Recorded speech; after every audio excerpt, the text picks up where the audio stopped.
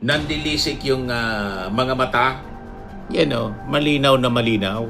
Dinoduro-duro niya mga kababayan habang pinagmumura niya yung ating Pangulo, si Lisa Marcos. Testigo tayong lahat mga kababayan. Nag-viral, kumalat sa buong mundo. So sabi dito sa balita, he said experts testimony niya may help establish the nature and purpose of the alleged sa justice panel, pero hindi binuksan. Bubuksan na po ito sa impeachment trial. At tinawag ito mga kababayan ni Representative Adjong bilang armory of evidence. Kasi takot na takot si Sara Duterte na buksan ito mga kababayan. Lalong nagdagdag sa pagduda ng publiko. So itong records na to mga kababayan are also expected to be compared. Nagbabagang mga balita at pagtalakay sa mga isyu ng lipunan. Bulsa! Opinyon, banat at paglalantad sa katotohanan. Bulsa! What you see is what you get. You decide. Ano po mga kababayan, si Dante Maravillas. Sabi dito sa balita ngayon, pati psychiatrist iimbitahan ng prosecution panel sa impeachment trial ni Sara Duterte mga kababayan. Ito ngayon yung sinabi ni House Trial Spokespersons Congressman si Alonto Adjong at saka ni Attorney Benjamin Tolosa Jr. Sabi diyan, psychiatrist invited in trial to assess seriousness of BP Sara threats laban sa ating Pangulong Bongbong, kay Lisa Marcos at saka kay dating Speaker Martin Romualdez. Tama po. Ang objective nito mga kababayan, para ma-determine kung talagang seryoso yung naging banta ni Sara Duterte. Sa bagay, sinabi mismo niya mga kababayan na no joke at kitang-kita po sa kanyang mukha. Nandilisik yung mga mata.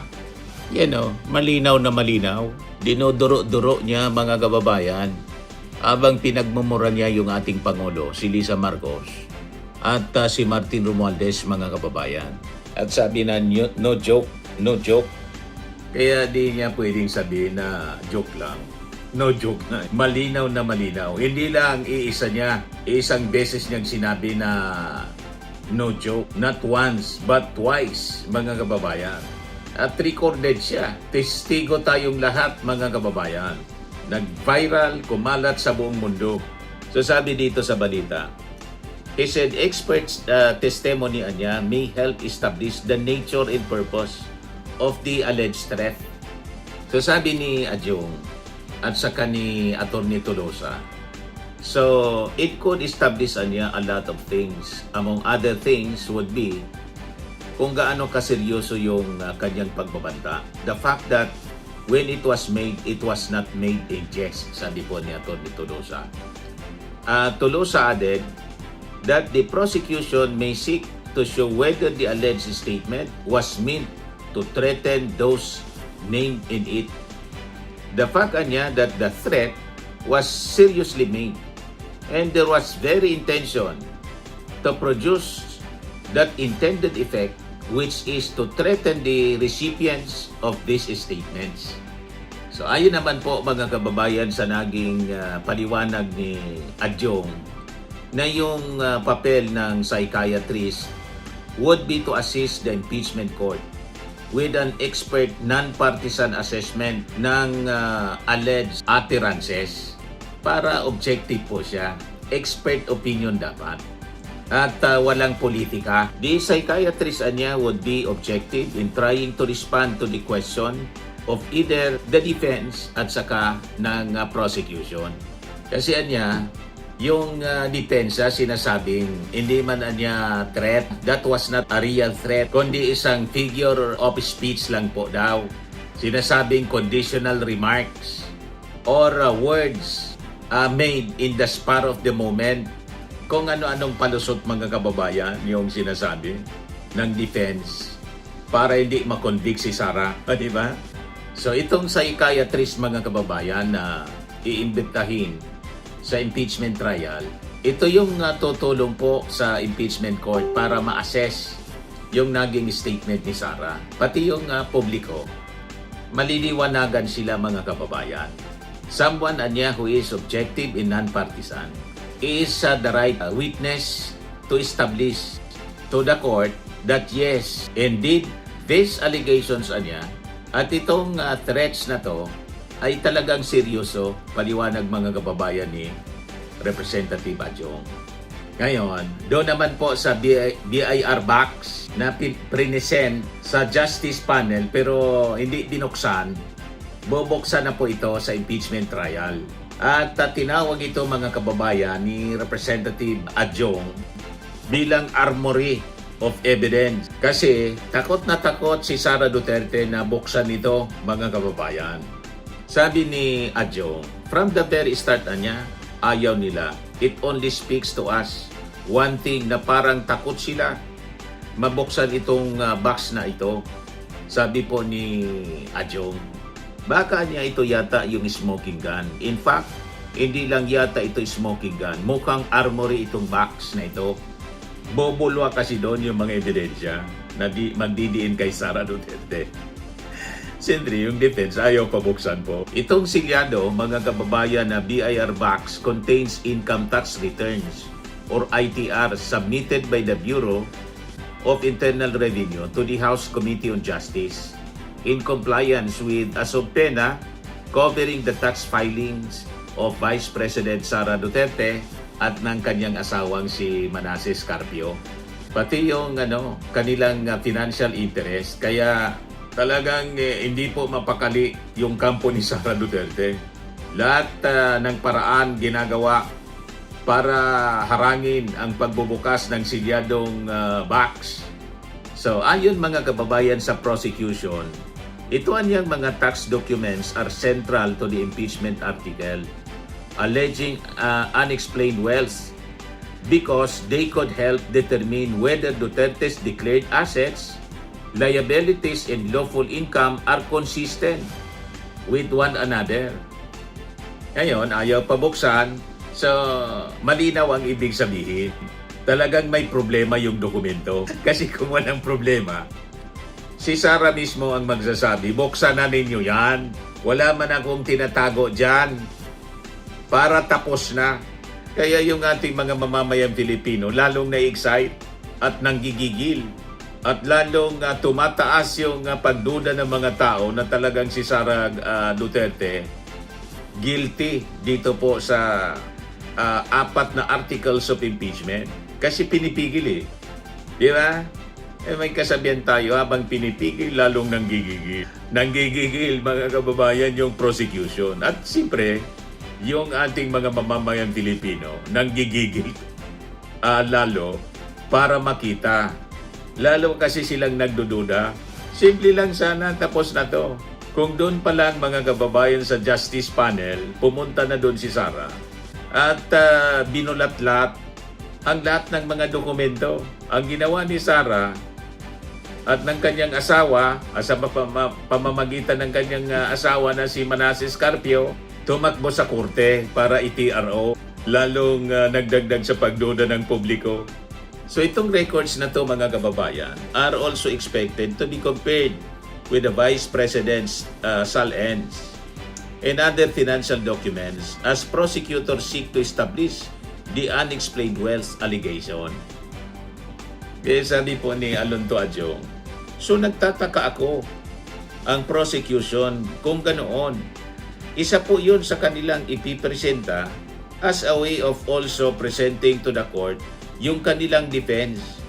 Bakit itong pinanggagalingan ng ITR na pinanggagalingan din ng kanilang magiging ebidensya ay ayaw nilang pabuksan?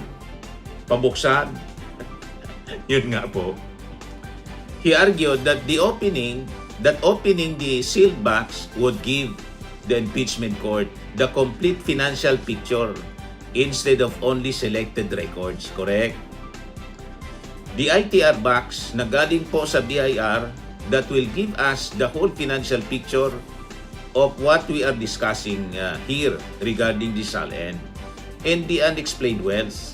Mukhang ang gusto nila half-baked lang. Huwag na nating pag-usapan ng buo. Ay tinatago talaga po. Sabi naman po ni Atty. Benjamin Tolosa Jr., House Legal spokesperson, very unusual ho yan. Na even just the marking of the seal back BIR box was vehemently objected to by the other party. Talagang kinontra po. He explained that the parties are free to mark the evidence they intend to present during the trial, and that admissibility is decided only later by the impeachment court, and they do not have the right to object to it. Sabi po ni Atty. Tolosa. Sa paliwanag mga kababayan ni Atty. Tolosa, na yung pag-mamark niya ng exhibits is intended to simplify the proceedings by allowing the parties and the impeachment court to quickly identify and refer to specific documents tied to its article of impeachment during the trial niya. Tapos isa pa sa witness ng prosecution, yung sheriff po na binugbog ni Sara. Ngayon, sabi ng mga DDS, bakit naman na niya isasama yon sa mga witnesses? Panahon pa yon nang hindi pa vice presidente si Sara, nung mayor pa lang, na matagal na niya yon. Ang rason po, para ma-establish yung yung behavioral pattern ni Sara Duterte.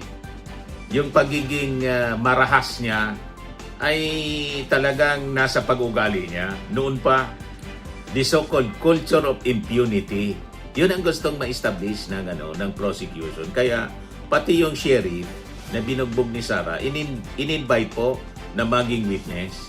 Kaya yung mga DDS na nagsasabi, ano ang yung connect? Yan po ang koneksyon. Naintindihan na ninyo? Kasi di ba, pinagbantaan niya yung ating Pangulo. So talagang may pattern ng ganong pag-uugali si Sara. So sabi dito, House Trial Spokesperson Sia Alonto Adjong and Attorney Benjamin Tolosa Jr. said, the inclusion of former Davao City Court Sheriff Abby Andres in the prosecution's witness list is tied to evidence allowed under the rules to establish a behavioral pattern, including the alleged tendency to resort to violence. Correct. To establish the propensity of a person to resort to violence, for example. It also speaks about the attitude that she is, yung impunity, the culture of impunity that we would try to address. No one should be above the law. No one should have the right to take justice into their own hands. Paliwanag naman po ni Adjong. He added that such conduct when committed by a public official strikes at the trust attached to public office. That's already a betrayal of public trust.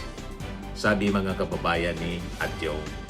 Naintindihan na ninyo mga DDS kung bakit isinama sa lista yung sheriff. Yan po ang paliwanag niyan. To establish the pattern ng kanyang behavior. Namihasa kasi si Sara kasi hindi napaparusahan. Kaya na-embolden siya. Ayan tuloy mga kababayan, pati yung ating Pangulong Bongbong, si Lisa Marcos, si Martin Romualdez, pinagbantaan na. Diba, mga kababayan? So, yun ang tinatawag natin na culture of impunity, culture of violence, na nandiyan dyan po sa personality ni Sara Duterte, na hindi dapat po sa isang hindi nararapat sa isang public official. Tama po mga kababayan, ayan man lang po yung ating short video. Ako po si Dante Maravillas. Bye-bye. God bless. Swimming and lifting cream, pinapahid po sa mga pulses in affected area. Mainam po sa paninigas ng mga kaso-kasuan. Ito naman po, Automax Radiant Serum. Sa mukha naman yung application. Anti-aging po siya. You will look 10 years younger than your age. Sa mga cancer patients naman po, baka lang gusto ninyo itong itry. Neng siya red mixed fruit drink. Hindi mo po siya gamot, food supplement siya. Kaya lang, gawa siya mga kababayan sa goji berry. Yung goji berry may anti-cancer properties. O ngayon, yung mga inquiries ninyo, dumiritso na lang kayo sa aming messenger sa Facebook para masagot namin agad. Ayos pa? Ayos na ayos niya, Mr. Maravilla. Sa mga nagana po ng malinis and spacious fitness gym, pumunta lang po kayo sa aming Colossal Fitness Gym. May Grab car rental din po kami. But anyway, ito po pala yung aming bagong product na binibenta online. I am worldwide amazing pure organic barley powdered drink mix from Australia. Negosyo to ng aking anak na architect entrepreneur Riz Maravillas. Ayan po. Kontakin na lang po ninyo siya, Riz Maravillas on Facebook. Ang mga health benefits niya, boost immunity, improves digestion, enhance energy levels, packed with antioxidants, prevent cancer. Ito naman po yung bago naming product na binibenta online. Eye Glow Serum, whitening po siya. Tingnan ninyo yung epekto sa aking anak na architect before and now. Yung mga inquiries po ninyo, dumiretso na lang kayo sa kanyang Facebook account, Riz Maravillas.